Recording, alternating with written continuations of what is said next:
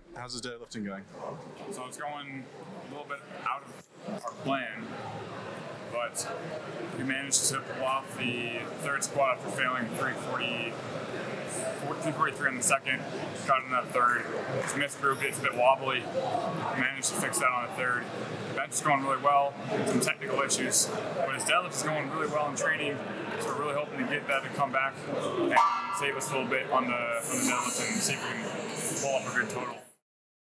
What is up? It's Jim Ellie with Reactive Training Systems, and today I want to talk about game day coaching. I want to talk about what makes a good game day coach and how you can optimize the game day experience for your athletes.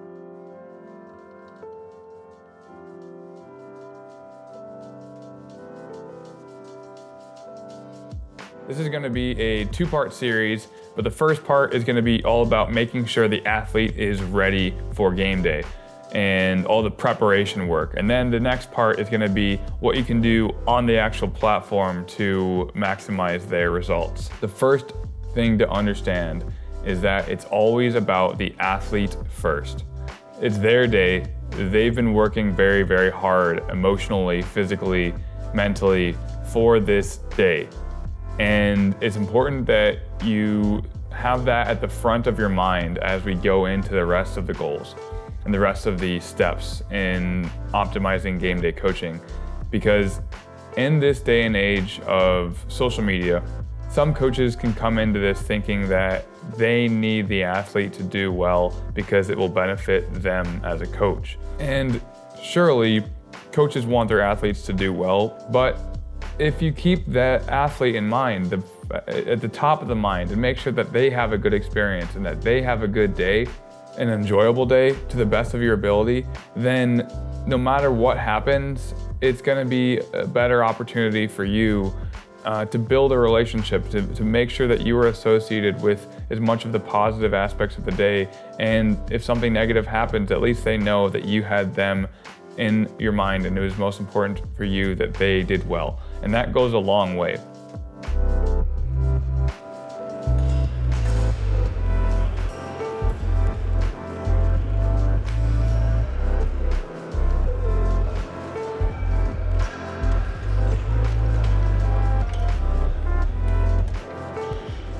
Always been the most rewarding part of coaching, when you get to work with your athlete one-on-one and see the results of the work that you've put in together, but mostly to see the results of their work and their effort, and to see the emotions and the excitement and the vulnerability of getting them to really test themselves in front of a lot of people. It's not an easy thing to do. So again, a lot of this is just to premise you and prepare you for the remaining steps.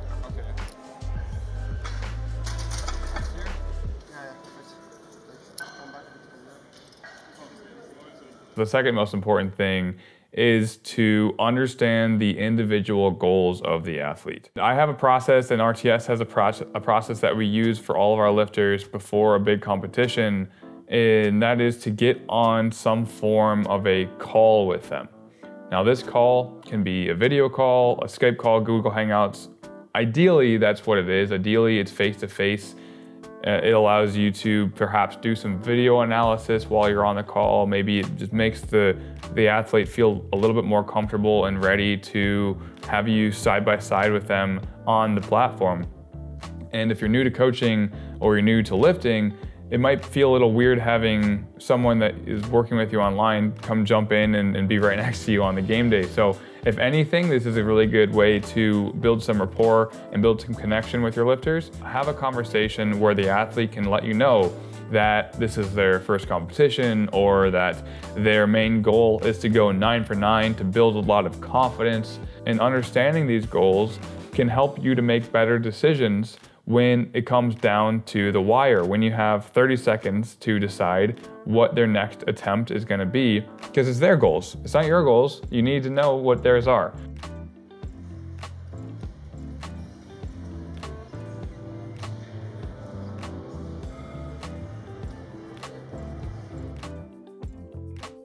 Once you understand their goals, the third step is to set up and build a meet card for them. I see a lot of people coming into these competitions and they have a general idea of what their lifters are gonna hit, and maybe they write them down on a piece of paper, and they better not lose that piece of paper, because if they do, then they have no idea what's going on with the lifter. If you wanna really take game day coaching seriously, build out a meet card that is both in physical form, so maybe you print it out, and or on your phone, so you can have access to it on your phone, you can enter in the data, and you can do more calculations on the fly with it. You're gonna make sure that they have their openers, they have their first attempt, second attempt, third attempt, plan A, plan B, plan C, depending on how each lift moved, so that it makes it easier for you to make decisions, because if you've never done meet day coaching, you know that after each attempt, you have, depending on the federation, anywhere from 60 seconds to 2 minutes to hand in the next attempt to the lifter or to the jury. And if you're in the USAPL and you're doing raw nationals, you can't record their lift and look at it. You have to know what's a reach number, what is in the bag, and maybe what would be a little bit of an undershoot, so that when you look at the bar speed, you can make better decisions. The meet card, having it in front of you and looking at it before they even go out on the platform and getting your mind ready to know what the options could be depending on how the lift goes, that's gonna go leaps and bounds in preparation, and it makes the anxiety that you have on your end as little as possible, and you can keep it minimal, because the last thing you want is for your lifter to feel your anxiety. If they're anxious, but you gotta be calm and collected and understand that ultimately your goal, again, is to make sure that they feel comfortable and ready to put as much effort into each lift. And then in your head and on paper and on your phone, you have all of the information you need about what their next attempts could be.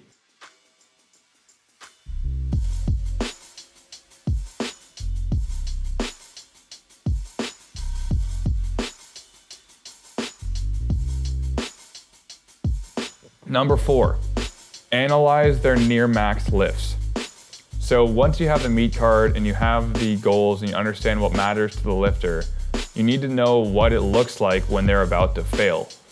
Some lifters, like Luke Richardson, have a very explosive lifting style. And when we first started together, it was very much like he would have a very explosive lift. So he would go out of the hole and he'd really squat very powerfully, but his ability to grind wasn't that great at the beginning. As we started working together, he became much better at grinding his lifts.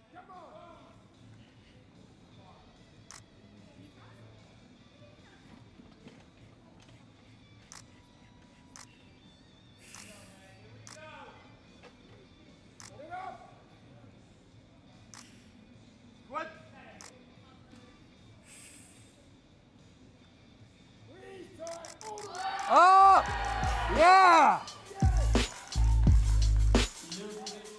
The only thing that really matters is where is their current capability? What is their current capacity? Are they currently good at grinding, or do you need to pay attention very closely to that sticking point? Because maybe for them, once they hit it and it starts to slow down, they only have a few more kilos left in the tank before they really fail. Other lifters, you might see that sticking point, but they might have another 20 kilos in the tank. Maybe they just had a bad setup, or their starting position wasn't great. They needed to prepare themselves mentally a bit more after their opener, and maybe they have a lot more in the tank once they hit their sticking point. But while you're on the call with them, it can be really valuable to review what their near 1 rep max looks like on the squat, bench, and deadlift, so that, again, while you're watching them on the platform, you can really prepare yourself to look for their sticking point. You know where their sticking point is for each lift and what it looks like when they actually fail.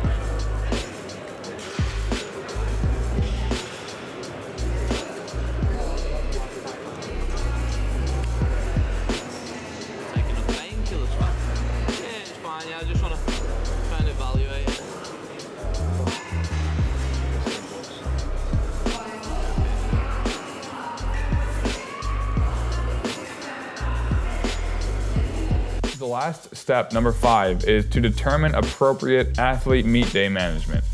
What I mean by that is some athletes want a completely hands-on experience during the meet day coaching. They want you to chalk them up. They want you to put their shoes on. They want a lot from you. They want as much feedback and as much kind of support as possible. Other people, other lifters I've worked with, and the team has worked with, it's very hands-off. All they want you to do is be the technical guy. They just want you to pay attention to the scoreboard and make sure you get the attempts in on time. They'll tell you what the attempt is that they want. All you have to do is write it in and help them in the warm-up room and make sure you're loading plates. Is there something about the experience that is really critical that I get locked in for you to have a good day? Understanding these things beforehand is gonna put you in the best possible position to make sure that it's their best day on the platform. This is just part one, but I hope these 5 steps have been helpful and valuable and that you'll be able to use them at your next competition. And if you have any questions about Meet Day coaching, please message us in the comment section or message me on Instagram. Hopefully you enjoyed it, and I'll talk to you in the next video.